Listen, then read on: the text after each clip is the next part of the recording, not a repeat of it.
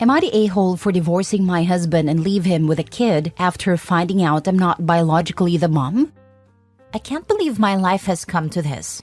All I ever do is go out of my way to help others, but on the few occasions I need help, nobody ever comes through for me. I, 36 female, have been with my husband, 35 male, for a total of almost 10 years, married for 7.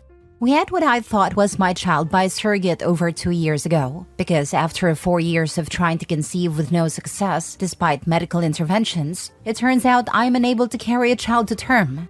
I had always wanted to be a mom.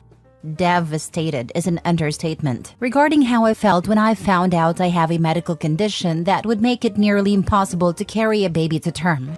It was even more upsetting when I had to get a major surgery to remove uterine growths with the hope to increase fertility, and complications during surgery warranted a partial hysterectomy involving removal of my uterus only. I still had my ovaries, so I started looking into cost of a surrogate. It is really expensive.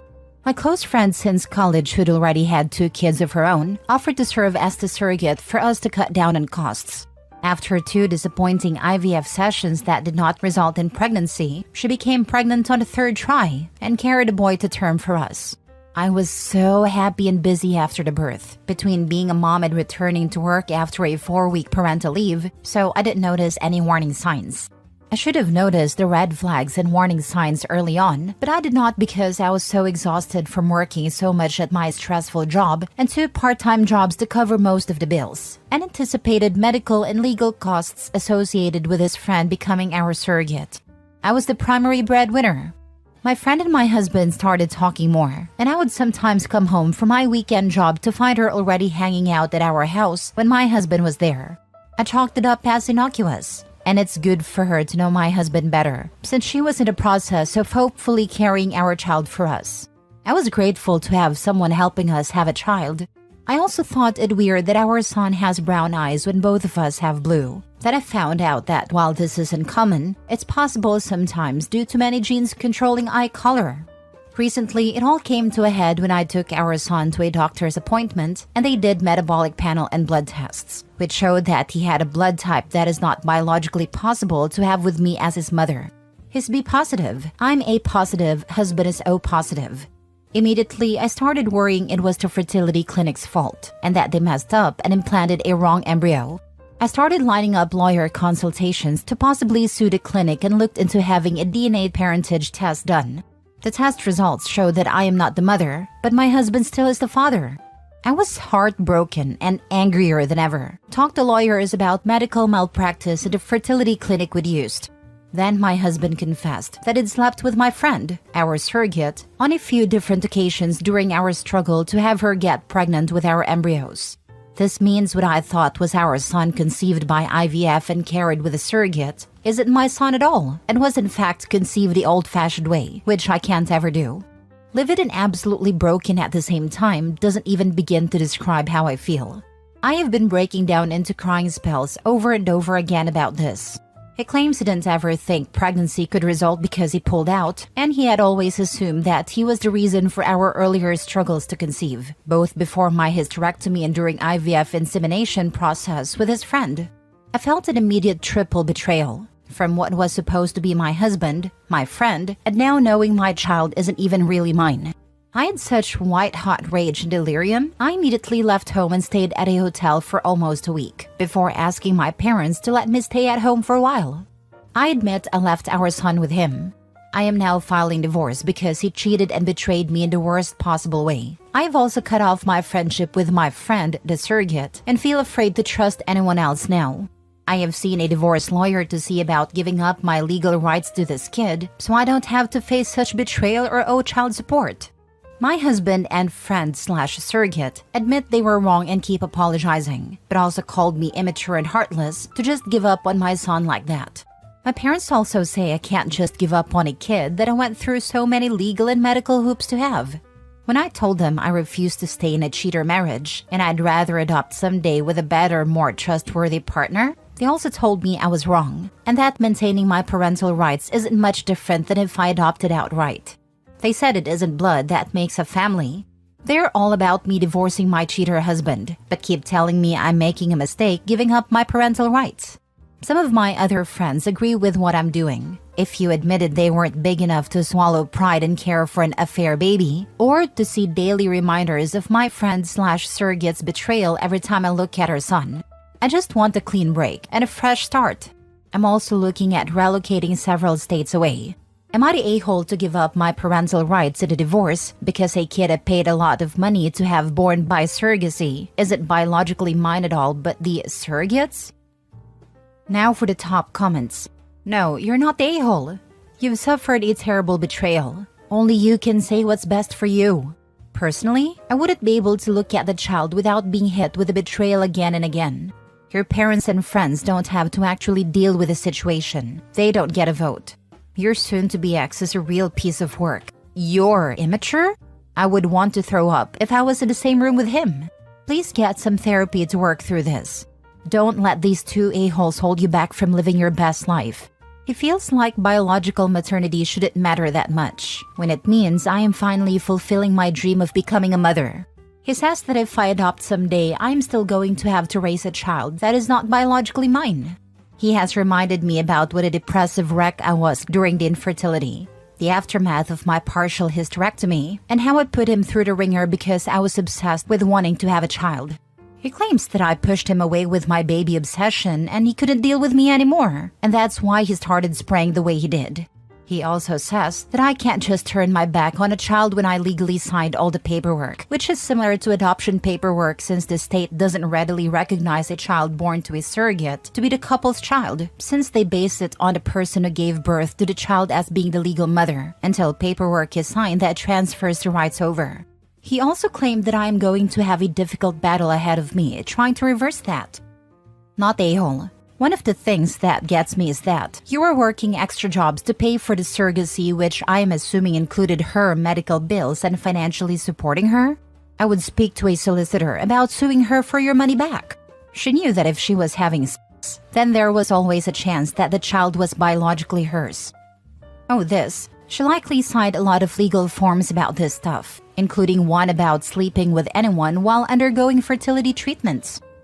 I really hope Opie had a good contract for all this. And to the friend I hope, knowing that the kid is hers, conceived naturally and still receiving payment for being a surrogate, makes this snake the worst. Not the a-hole. If you do not want to be a mother to this child, I understand why. I would caution you in giving up your parental rights, because that could be used against you in the court of public opinion.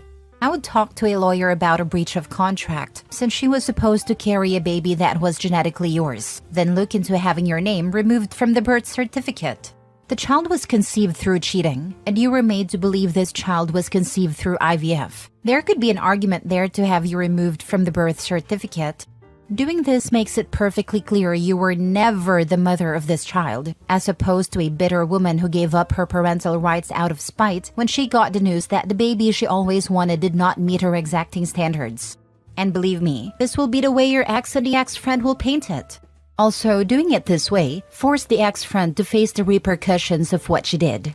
Best of luck to you. Thank you. That is sage advice. I will definitely heed this when I talk to a lawyer soon. I'm still going through consultations and figuring out what my best course of action would be lawyer-wise. Next story. After trying for a baby without success, my boyfriend confessed he got a vasectomy done years ago and didn't want to tell me so I wouldn't break up with him over it. Am I the a-hole for not taking the news very well? Saying I'm heartbroken and angry is an understatement. For context, I, 29 female, and my now ex-boyfriend, 34 male, have been dating for a bit over 7 years. We met through a dating app and we had an instant connection. Early on in the relationship, I wasn't seriously thinking about marriage and kids, but we discussed it, and while I don't care for marriage, I've always been sure I'd like to have 1 or 2 kids, and he was on board with having kids eventually. I stress this because from our very first date, I told him I wanted to have a family. It's very important to me, and if he had told me he didn't want kids back then, I wouldn't have progressed the relationship. A few years ago, we were both doing great. I work from home and make decent money, and so does he.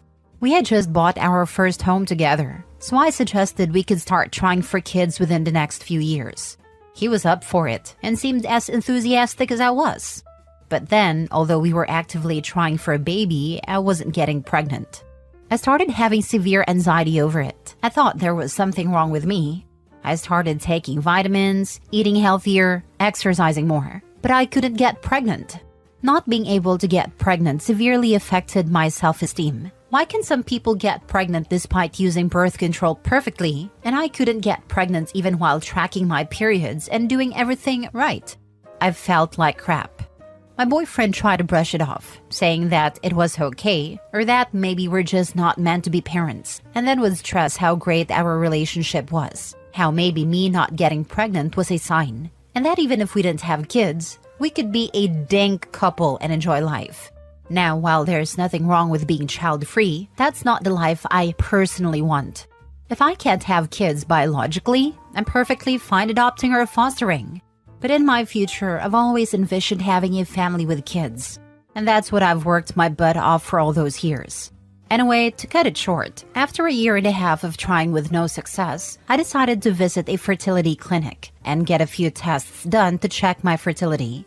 To my surprise, my tests came out completely fine. Then the fertility clinic suggested to bring in my partner to check the quality of his sperm. When I got home and told him about it, he got visibly nervous and tried to make excuses not to go, saying he was busy, that he's scared of doctors, or that we should just keep trying for a few more years. I got very suspicious because he's normally a bit of an hypochondriac and is certainly not scared of doctors. After I asked about his weird behavior and I pressed for answers, yes, I know it's wrong, he blurted out that he had a vasectomy done 4 years ago. I was baffled. And I still don't get it. Before seriously considering kids, we often talked about the future and our hypothetical family. Heck, we had been actively trying for a baby for over a year. He then told me that he decided against having kids some time ago, but that he never told me because he said that if he told me, I probably would have broken up with him, which he didn't want. When I asked him why he didn't tell me while we were trying for kids, knowing how depressed I became over my fertility issues, he said that he hoped that when I saw I wasn't getting pregnant, I would perhaps abandon the idea and that we could just keep the relationship as it was. We had a huge fight. I was very angry. I felt lied to, strung along. And although I know I'm still pretty young, I was hoping to be a mother before I turned 30, and now all of those plans have gone down the drain. I told him how now I'd have to start over with someone else because he wasted my time. At this point, we were both crying and yelling. He begged me to stay and offered to reverse his vasectomy and try for a baby for real, but I broke up with him on the spot and packed my things. I still love him and I want this more than anything, but I don't think I'll ever be able to forgive him for lying to me for years, over something he knows is so important to me. It's been roughly a week since our fight. I moved out of the house and now I'm living with a friend temporarily until I figure out the legal house stuff. I had to get a burner phone because mine has been blowing up with calls and texts from him and his family asking me to please give him another chance and saying that everyone makes mistakes. How he was scared of telling me how since now he's open to kids, we should get back together and consider counseling, etc. I don't think I can do it. What kind of relationship would we even have if we got back together? I don't want to constantly wonder what else is he lying to me about, but everyone is making me feel like I'm the bad guy for not forgiving him when he came clean to me. So, am I the a-hole? You can't ever take him back. He not only intentionally defrauded you, he let it go on for 4 years while watching your mental and emotional health be destroyed by not being able to conceive. And there is no way in hell he means it about wanting kids now. He just wants her to stay. If they do have kids, he won't be an active/good parent and will potentially resent having kids. It will all be an OP. Hopefully she stands firm and gets the house issue resolved quickly so she can cut ties for good. He would have secretly had it reversed if he really meant it, rather than trying to convince OP it wasn't meant to be. How is him choosing to get a vasectomy and hiding it from you a mistake? That was a choice. A mistake is him getting you red roses when you like yellow. Getting a vasectomy and then letting you think you're infertile was a choice he continuously made. He is now experiencing the consequences of his choice, and unfortunately he dragged you down with him. Go find someone you can trust and won't make major life changes without talking to you about it. Ignite anyone telling you differently. Not the a-hole. His subtext: it's a mistake that I got caught on this massive lie/fraud/betrayal. Yep, His mistake was that he got found out and didn't have a backup plan to keep hiding it from you. A mistake doesn't last 4 years. Last story. Am I the a-hole for being hurtful towards my children after I found out they had been contacting my affair child? I have a daughter who is the result of an affair. I'm aware that makes me an a-hole, and I truly had no excuse. My wife is a saint who agreed to give me a second chance, but was very clear she did not want my daughter in her house. I agreed, though I did want to be in my daughter's life. Due to some unfortunate circumstances, my daughter Daisy came to live with us when she was 15. I made sure all of the labor fell on me, as not inconvenience my wife. Understandably, my other children did not want a relationship with Daisy, and I never pushed it. Daisy married into a lot of money. I'm talking about a man who thinks it's normal to use helicopters like cars, and going to her house is like something out of Downtown Abbey. My children met Daisy's husband once, and I thought that was it. But I recently got a text from Daisy saying, "Can you tell your legitimate kids to stop talking to me? Please and thank you." I was confused, and she sent me screenshots of them apologizing for not knowing her better and claiming they loved her. Daisy accompanied these texts with cash emojis. I confronted my kids and told them they had embarrassed me and should be embarrassed about themselves. I said they wouldn't have sent those messages if she married a local mechanic and to leave her alone. My kids were very hurt, and my wife exploded and said, "How dare I call our kids embarrassments when they were being kind to their sister." Now for the top comments. Not the a-hole. I'm Team Daisy. Your legitimate kids and wife probably put her through hell while she was living with you. Good for her for declining any association with them now. Honestly, the second time OP was the a-hole was letting Daisy be mistreated to begin with. Some freaking saint his wife is. I've known hateful mother effers who the devil would be scared to take, who've treated their spouse's affair child far better. Am I the only person confused as to how the family thought appropriate to have Daisy move in, and the mom intentionally doesn't care for her and the siblings intentionally ignore her and don't build a relationship? Like the damage done to poor Daisy's thoughts and family, shaking my head. It wasn't perfect, but she showed up bleeding, crying, and threatening self-harm if I didn't let her in. I cannot leave her like that. You were 100% right to take her in. Where you failed was encouraging the other adult in the house to treat her less than the other children. If your wife wasn't willing to care for her, then you two should have split up so Daisy could have a home she was loved in. Your arrangement made your wife a bit more comfortable at the expense of a literal child. It's absolutely no wonder your legitimate children felt no qualms about trying to get money out of Daisy. You and their mom taught them well that Daisy wasn't really worthy of the same level of respect.